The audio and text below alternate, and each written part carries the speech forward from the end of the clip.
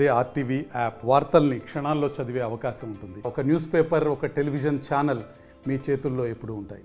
ఈరోజు నా custodial torture మే 14 రాత్రి ఇదే గుంటూరులో, ఇక్కడికి కొత్తపేట దూరం ఉంటుందా సిఐడి వాళ్ళ ఆఫీసు. సో అక్కడ ఆ రోజు నన్ను ఎలాగ కొట్టిన విధానం పెట్టిదనినా అనేది 164 స్టేట్మెంట్ ఒకటని వచ్చా. అది ముఖ్యంగా పర్పస్ అది. తర్వాత మరి నిన్న ఏపీ హైకోర్టులో తులసిబాబు బెయిల్ గురించి, లేదంటే మొన్న విజయ్ పాల్ లోవర్ కోర్టులో, జిల్లా కోర్టులో ఆయన బెయిల్ పిటిషన్ కూడా విచారణకు వచ్చింది. అప్పుడు ఒక తెలిసిన కొత్త విషయం ఏంటంటే, సునీల్ కుమార్ అండ్ తులసిబాబు వీరి అనుబంధం, దాని గురించి చాలా స్పష్టంగా ఒక కొత్త విషయం బయటకు వచ్చింది. అది తులసిబాబుని 2026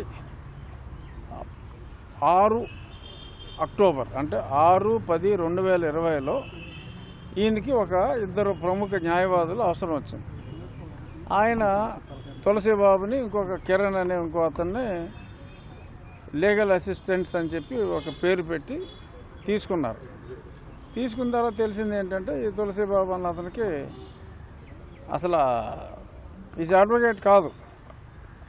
లా చదువుకున్నంత మాత్రాన అడ్వకేట్ ఎవరు. సో అంచేత అడ్వకేట్ కానీ తులసిబాబుని తీసుకున్నందుకు సో అతన్ని ఎన్రోల్ చేయించారు. ఎప్పుడు 2021 నా కస్టడీ టార్చర్ అన్నీ అయ్యాక 2021 అక్టోబర్లో ఇక్కడ బార్ కౌన్సిల్లో ఎన్రోల్ చేయించారు. బట్ ప్రాక్టీస్ చేయాలంటే ఆల్ ఇండియా బార్ ఎగ్జామ్ ఒకటి రాయాలి, ఏబిఎం అని. ఆ ఎగ్జామ్ రాయాల.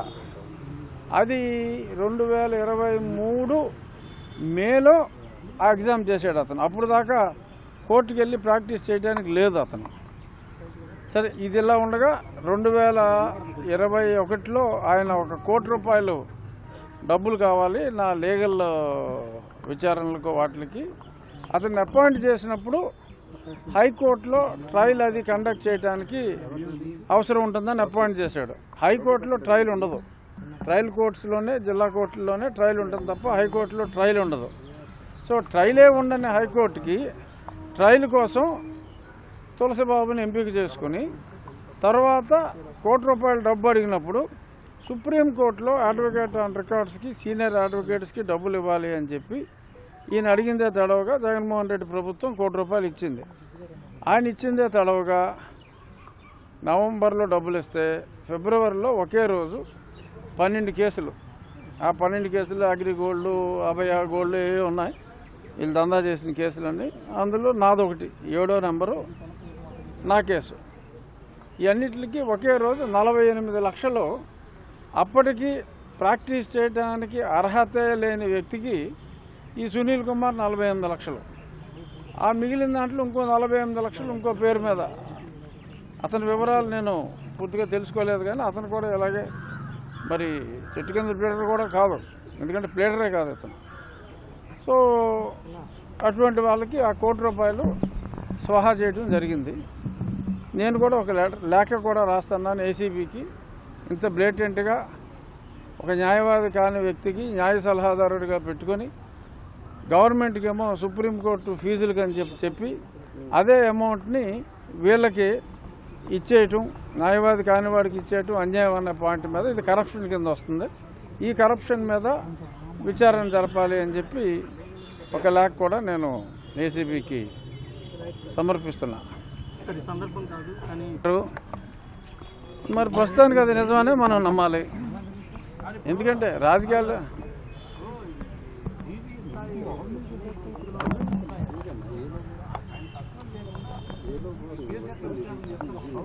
అది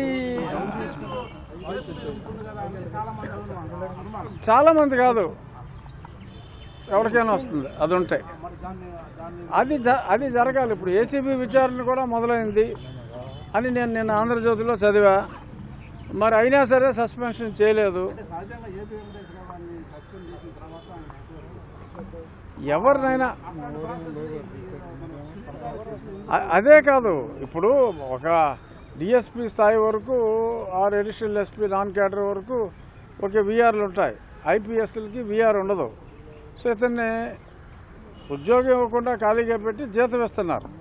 ఇతను వెళ్ళి అక్కడ ఇక్కడ విదేశాల్లో అలా దుబాయ్ వ్యాపారం చూసుకుంటా, అమెరికా వ్యాపారం చూసుకుంటా తిరుగుతూ గోల్ఫ్ ఆడుకుంటున్నాడు, జీతం ఇస్తున్నారు. ఆ స్టాఫ్ అందరూ ఉంటారు. ఆఫీస్కి వచ్చి సంతకం పెట్టారంటే ఆఫీస్కి వెళ్ళాల. సరే చూసి చూడనట్టు ఉంటున్నారు. ఇక్కడ ఏంటంటే ఇప్పుడు నా మెయిన్ కస్టోడియల్ టార్చర్లో A1 అతను. సరే వాళ్ళు ఏదో స్ట్రాటజీ ప్రకారం ఎప్పుడు పిలవాలో వాళ్ళు డిసైడ్ చేసుకుంటారు. కానీ ఏమో ఉందనుకుంటే పోనీ తర్వాత పిలుస్తారు అనుకోవచ్చు. కానీ అతను ఇంకా ఉద్యోగంలో సస్పెన్షన్ కూడా చేయకుండా జీతం ఇస్తూ ఉంటే ఈ పాలన్ కంపెనీ వీళ్ళెవరో నోరు ఇప్పట్లా. ఎవరైనా ఎందుకు ఇప్పుతాడు నోరు? అతను ఏదో చెప్తాడు, మనం అంటే భయంరా. ఎందుకంటే ఆ మధ్యన వీళ్ళకు అసోసియేషన్ ఉంది కదా ఇతనికి, అంబేద్కర్ ఇండియా మిషన్, దాని వైస్ ప్రెసిడెంట్ టాయిక్వాండో శ్రీను అని అతను స్టేట్మెంట్ ఇచ్చాడు హిందూ పేపర్లో, చదివా ఇందాక నేను.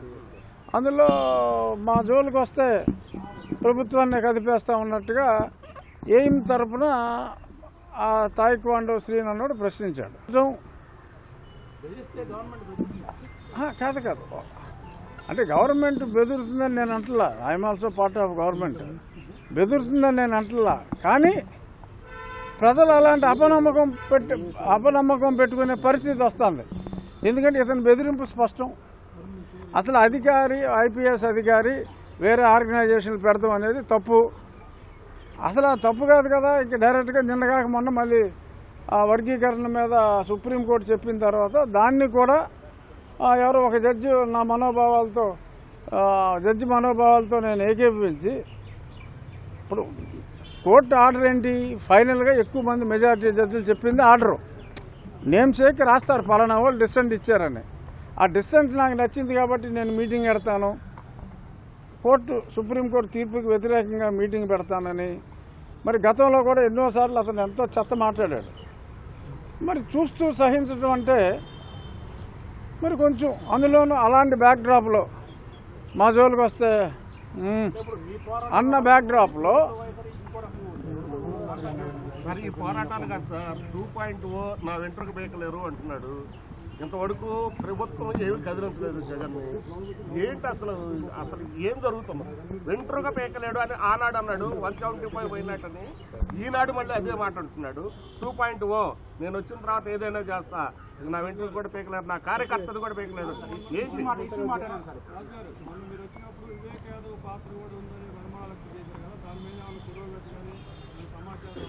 ఏమో సమాచారం అయితే ఏమీ లేదు నాకు.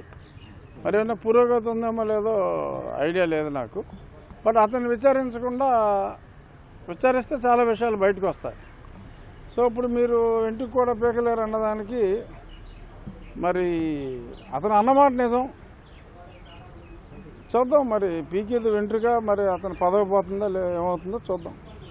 అతన్ని ఏమన్నా జైలుకి పంపించే ఆలోచన ఉందంటారు? ఏమోనండి, అది చట్టం చూసుకుంటుంది. జైలుకి ప్రభుత్వాలు పంపవు. బట్ మరి ఆయన ఏం చేసుకుంటారో చేసుకోండి అని చెప్పాడు కదా మొన్న. ఏదైనా మీ మీద దాడి చేయించాడు, అది ప్రత్యక్షంగా అన్ని ఆధారాలు చూపించారు కదా. ఏదైనా మరి ఏం చేస్తాం, చట్టానికి కొంచెం సమయం పడుతుంది.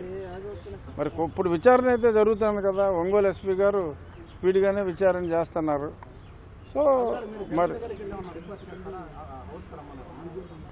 అవసరం ఉందండి. అంటే ఎవరన్నా రాకపోతే ఇంటికి వెళ్ళి బతిమాలుతారా ఏంటి? ఆల్రెడీ చెప్పాల్సింది మీడియా ద్వారా చెప్పావు. ఆయన మీడియాలో మాట్లాడింది ఆ అసెంబ్లీలో మీరు సమాధానాలు చెప్పుకోండి అని చెప్పినట్టుగా ఉన్నారు కదా. అలాగే మనం మీడియాలో మాట్లాడింది ఆయన ఇంట్లో కూర్చొని చూసుకుని మరి ఆయన వస్తారా రారా అన్నది ఆయన విచక్షణ వదిలేస్తున్నాం. నిన్న మా స్పీకర్ గారు స్పష్టంగా చెప్పారు, సాంప్రదాయాల ప్రకారం గతంలో ఉన్న సాంప్రదాయాలు అనుసరించి తక్కువ సభ్యులు ఉంటే 10% కన్నా తక్కువ ఉంటే లీడర్ ఆఫ్ ది అపోజిషన్ ఇవ్వడానికి లేదు అని స్పష్టంగా చెప్పారు. సో కోర్టు ఏమో సమన్లు ఇచ్చిందని ఆయన అబద్ధం ఆడారు. అది తప్పు. కోర్టు ఎటువంటి సమన్లు స్పీకర్ గారికి ఇవ్వలేదు. ప్లస్ ఆయన చెప్పినట్టు కూడా అటువంటిది ఏమీ జరగలేదు. సో కాబట్టి సార్ సీఎం గారి ఫోన్ కాల్స్కి డిప్యూటీ సీఎం గారు రెస్పాండ్ అవ్వట్లేదని వార్తలు వస్తున్నాయి. అది పెద్ద నాకు సంబంధం లేని ఇష్యూ అండి. నేను ఏదో కాన్స్టిట్యూషనల్ పోస్ట్లో ఉన్నాను, నన్ను ఇన్వాల్వ్ చేయకండి సార్ గారు. ఎమ్మెల్యే గారు మరిన్ని వీడియోస్ కోసం ఛానల్ ని సబ్స్క్రైబ్ చేయండి. లేటెస్ట్ అప్డేట్స్ కోసం వాట్సాప్ ఛానల్ ని ఫాలో అవ్వండి. ఆ లింక్ డిస్క్రిప్షన్ లో ఉంది.